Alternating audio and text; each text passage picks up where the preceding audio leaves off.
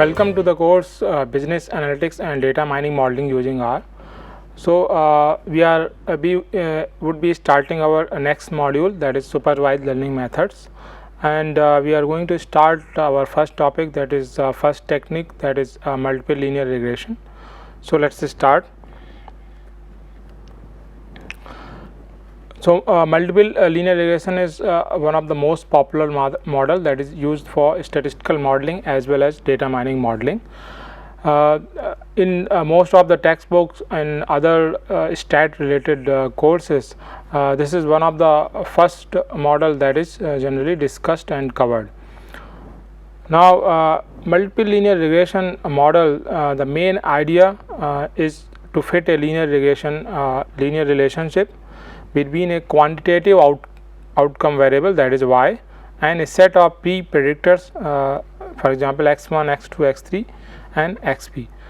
So one difference between the statistical techniques and data mining techniques that we have discussed before as well is that generally in a statistical technique we have assumed a relationship between output variable and the set of predictors. So for example, in this case multiple linear regression, you would see that the first assumption that we are talking about in the slide is that the relationship as expressed in the following model equation, that is the linear model equation, holds true for the target population. So that means this relationship, linear relationship, is actually assumed.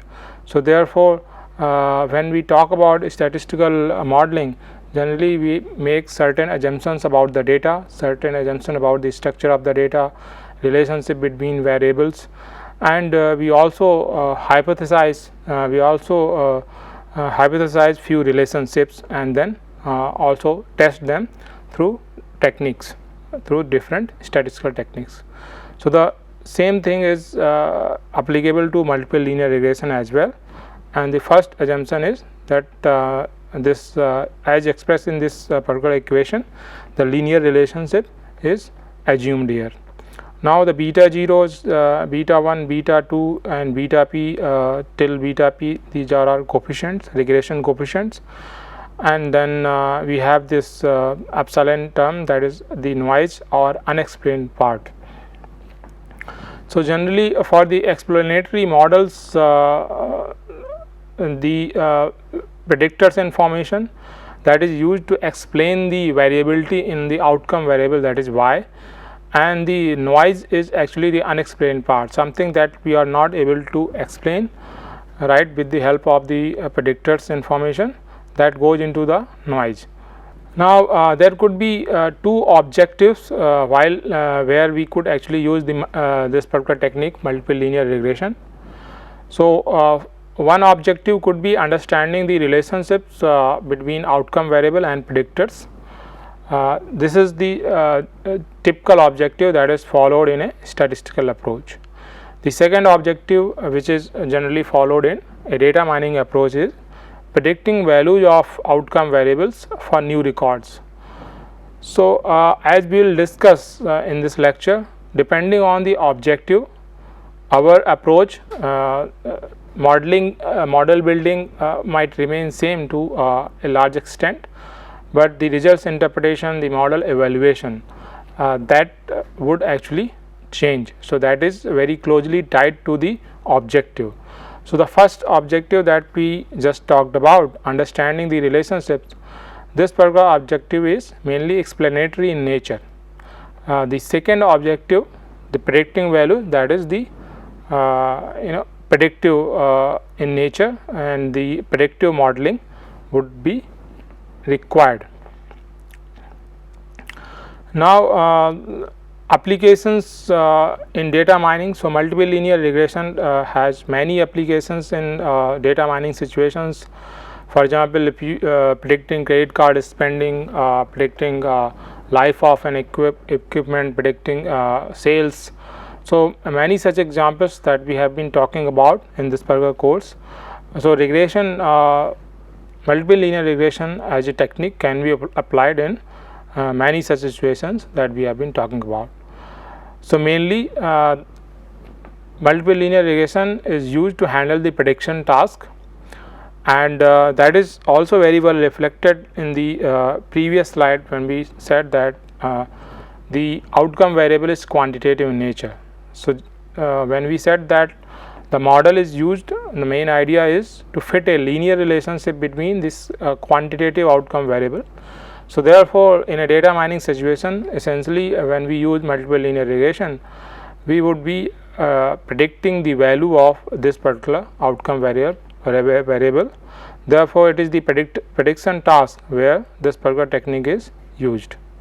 Now, the goal that we talked about, as we talked about that the selection of the model is particularly tied with the goal, and it is the model building process might remain same to the large extent, but the results interpretation, so that will differ depending on the goal.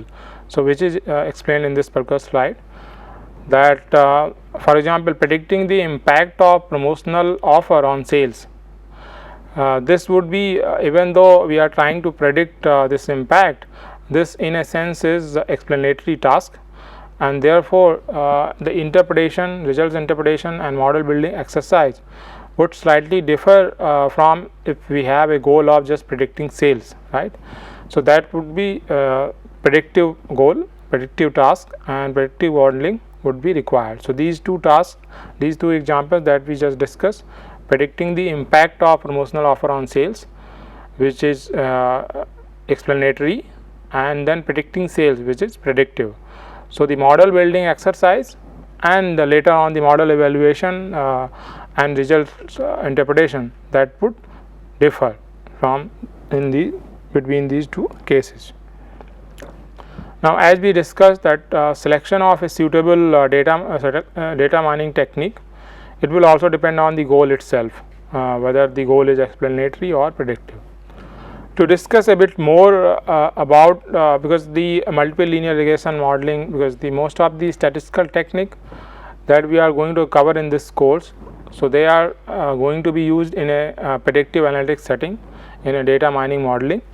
So but they are also used in the statistical setting as well. So therefore, we would like to again differentiate these two environments. So one is explanatory modeling, the another one is predictive modeling. So let's go through some of the let's understand some of the differences that is there in explanatory modeling and predictive modeling. So when we do explanatory modeling, it's about we want to find out a model that fits the data closely. So that is our objective. When we talk about predictive modeling, we want to find out the model, the best model that predicts the new records accurately. Similarly, when we talk about explanatory modeling, the full sample that we have, that is used to estimate the best fit model, the model that is best fitting the data. So the full sample is used there. When we talk about predictive modeling, the sample is, as we have been talking about in the previous lecture, sample is partitioned into training, validation and test set, and it is the training partition that is used to estimate the model. There are other differences, for example, performance matrix. So the performance matrix in explanatory modeling, they measure how close model fits the data, right. So the model that we wanted a model that fits the data closely, and we also require performance matrix which measure the same thing, which measure how close model fits the data. When we talk about predictive modeling, then the performance matrix that we require or performance matrix that we use, they should measure how well model predicts new observations, right. So many such metrics we have talked about in the in our previous lectures on performance matrix, right. So you can see a clear difference between these two modeling approaches, explanatory modeling and predictive modeling. Let's move forward. So there are few more things, for example, model that we might select, the final model that we might have after the this model building process and everything other phases. the model might not have best predictive accuracy, because the purpose was, as we talked about in the previous slide, we want a model that fits the data closely. So the model that we might get, the final model, might not have best predictive accuracy. Now we look at the predictive modeling scenario. The model that we might finally select out of this exercise in predictive modeling, model might not be best fit of data. So clearly the difference is very clearly we can understand. Now to further understand the explanatory modeling, so generally statistical techniques with assumed or hypothesized relationships and then scarce data, which is generally the primary data. We are operating in that world. So we generally use statistical techniques and the assumed or hypothesized relationships. So we always depending for a particular problem, we always formulate our hypotheses and we test those hypotheses using a particular statistical technique by building a model. So that is the world where we operate, and the data is always, the sample is the view, that is data collection is always a difficulty. We deal with scarce data and generally primary data is collected.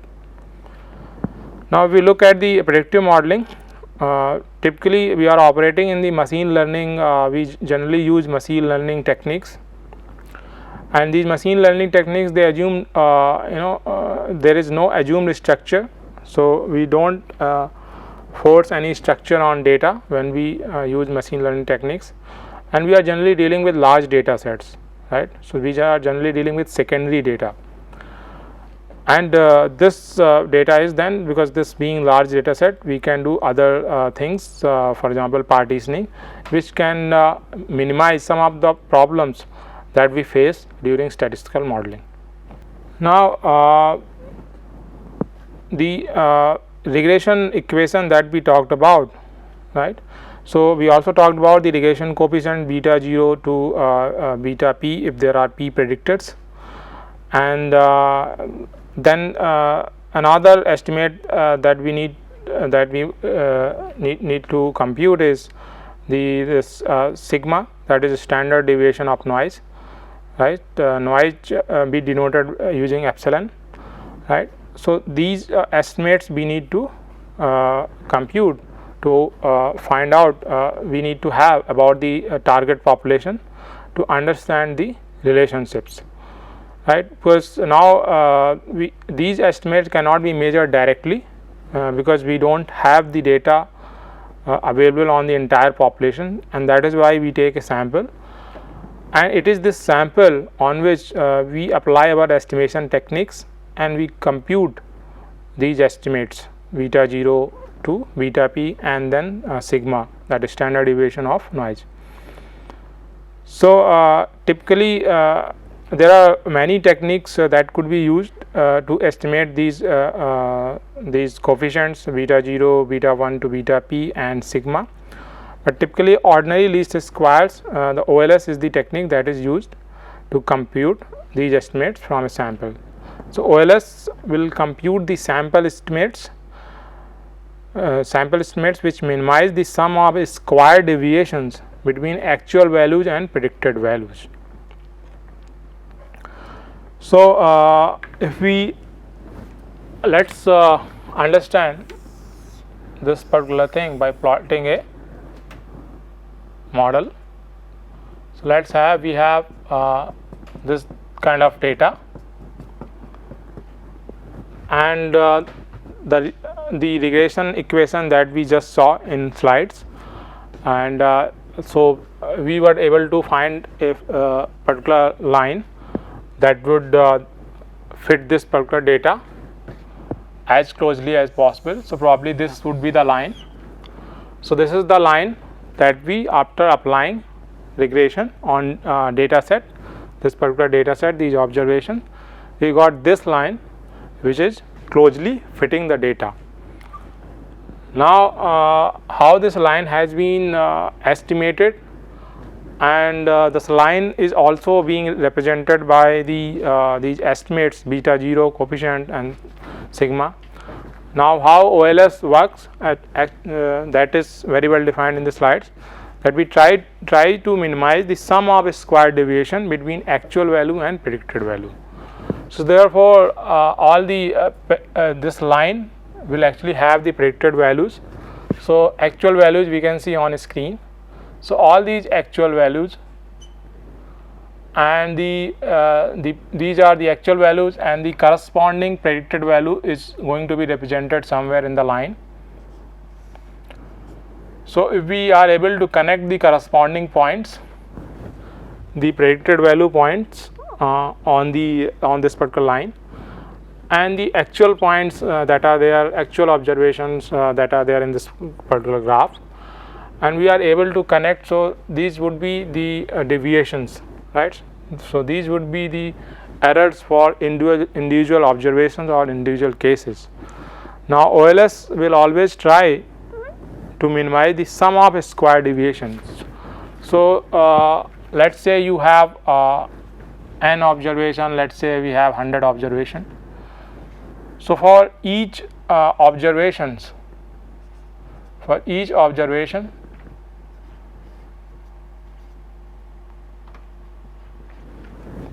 the squared values of these errors, the actual value minus predicted value, as we talked about in our previous lecture, performance matrix. So, these squared these errors, actual value minus predicted value, these squared value of these deviations, and the sum of, and then the summation of this would actually be minimized by the OLS, and that is how this line would be computed. So, the line that we get is computed, the estimates that we get, the beta 0, beta 1 to beta p and sigma, that we get is by following this process. We try to minimize these numbers, sum of squared deviations between actual values and predicted values. Now, if we want to compute the predicted value for different observations, this is how we can do it. You can see on a screen that ordinary least square on this particular slide, that given these values x1, x2, given these values on predictors, right, x1, x2 and xp, and since we have estimated these betas, right, these beta values. So, because these are sample estimates, so OLS is applied on the sample, we get the sample estimates. So, these are being represented by bar, beta 0 bar, beta 1 bar. So, these being sample estimates. So, we have these numbers and we have the information on the predictors, the values on predictors. So, these are going to be used as per this equation, and we will get the y bar, that is the predicted value. And any difference between actual value, that is y, and this y bar, that is predicted value, that will become the error for that particular record or the deviation. So, following this method, OLS, after applying OLS and computing these estimates, these beta 0 and the standard deviation, we can get unbiased predictions. So, that is for all the observations, the predicted values that we get on average, we can assume that these values are going to be closer to actual values, because the idea was to minimize these particular deviation. The idea was to minimize this error, and we will also get a smallest average squared error, because that is the method that we have followed, but certain assumptions should hold true. So, first assumption is about noise follows a normal distribution. So, the noise term that we had, right, in the regression equation, it should follow a normal distribution, or equivalently we can also say that the outcome variable should be following normal distribution. So, this is the first assumption. Now, we require this assumption mainly in statistical modeling, because in statistical modeling, when we build our model, we build it on the same sample, and the reliability of the estimates are also assessed on the same sample. Therefore, there is therefore the estimates might not estimates might lack reliability, because in statistical modeling we are always looking for a model which best fits the data, right. So that might lead to overfitting. So therefore the estimates might not be reliable. So therefore we need to draw confidence intervals to have a range, and then we should be able to claim that those values would fall within those those range. So therefore for us to be able to compute those confidence intervals, those range, we need to have this first assumption has to be held true, that is noise should follow normal distribution. Only then we would be able to derive those confidence intervals, and therefore we would be able to claim that those particular estimates, whether it's about the mean of population or anything else, they would fall within that particular range, the predicted value plus that range as estimated using confidence interval. Now the second assumption that should hold true is the linear relationship. It should hold true. So the underlying relationship between the outcome variable and the set of predictors, that should hold true, that should be linear, and because the first assumption we can recall that it is about that the relationship between outcome variable and the set of predictors is following that what is represented in the regression equation. So therefore linear relationship should hold true, otherwise the model would not be predicting values in a reliable fashion. Observations are independent. So observations should be independent. All the observations that we have, the sample that we have, so these observations should be independent of each other. There should not be any dependency. And then the last assumption is about the variability in the outcome variable. So the variability in the outcome variable should be same irrespective of the values of the predictors. So this particular property is also called homoscedasticity. So this should also hold true, right, that the variability in the outcome variable, it should be same. So if you want to understand that this particular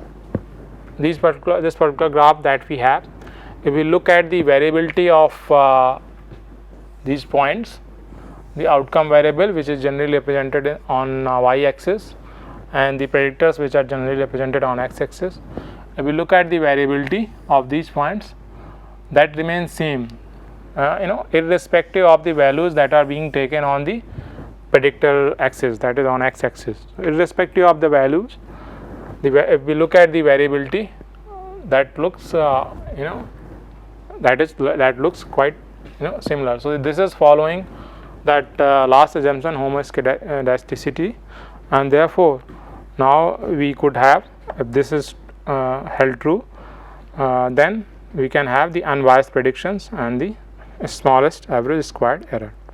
Now if we look at these assumptions, let's again go back to these assumptions. The very first assumption that we talked about, the noise follows a normal distribution.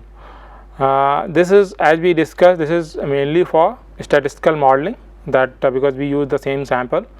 But when we talk about data mining approach, the partitioning that we do in data mining modeling, that allows relaxation from the first assumption.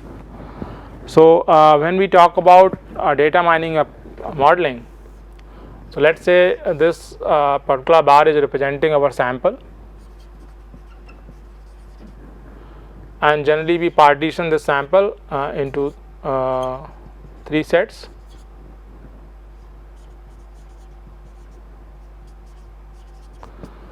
So because of this partitioning, because we are building our model on this particular partition,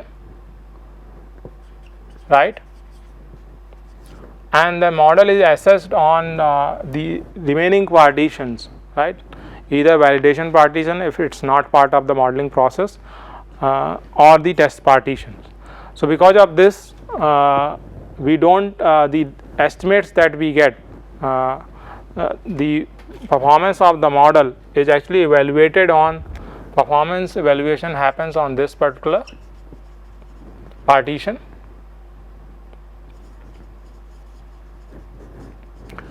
So therefore, if the model is giving close enough close enough error values, the matrix that we use, the performance matrix. So the numbers that we get from performance matrix, if they are quite similar, quite close in both training and validation, then probably the model is good. And therefore, because we have used different partitions, we don't need to follow the first assumption, that is noise follows the normal distribution. That is mainly for a statistical setting where we have just one sample and the same sample is used for the model building exercise and the same sample is used for the evaluation exercise. So there, because the estimates might not be reliable, therefore we need to derive confidence interval, so as we are sure about that our estimates are falling within that range. So as the same thing is expressed in the second point of this particular slide, that in statistical modeling same sample is used to fit the model and assess its reliability.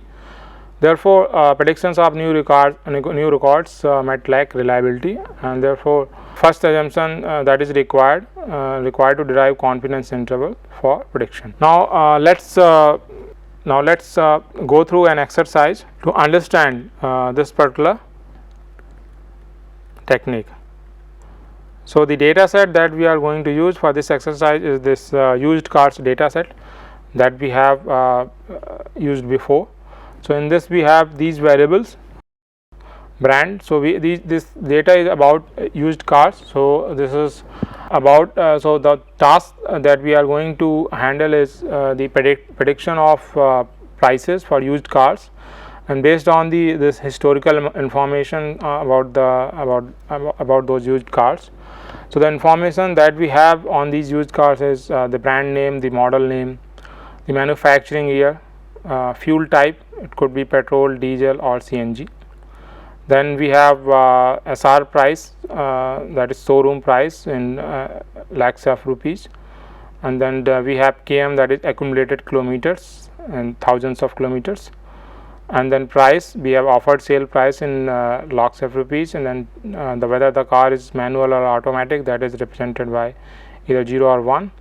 Then the owners, number of previous owners, and the airbag, number of airbags in the car. And then we have another variable C price, that is mainly for the classification task. So we would not be using this particular variable in our exercise because we would be applying regression modeling, which is generally for prediction tasks. So let's have a look at the data that we have. So this is the data that we have. So as you can see, we have these variables and around 79 observations. Now with the help of these predictors, we want to estimate the price of used cars. This is which is there in this particular column, price. So all these variables are going to be used in the modeling exercise, and the price in this case is it's the continuous variable or quantitative variable. So therefore we can go ahead with our modeling exercise, we can apply regression model, right. So we'll stop here at this point, and we'll continue our discussion from here. We will build our model in the next class, in the next lecture. Thank you.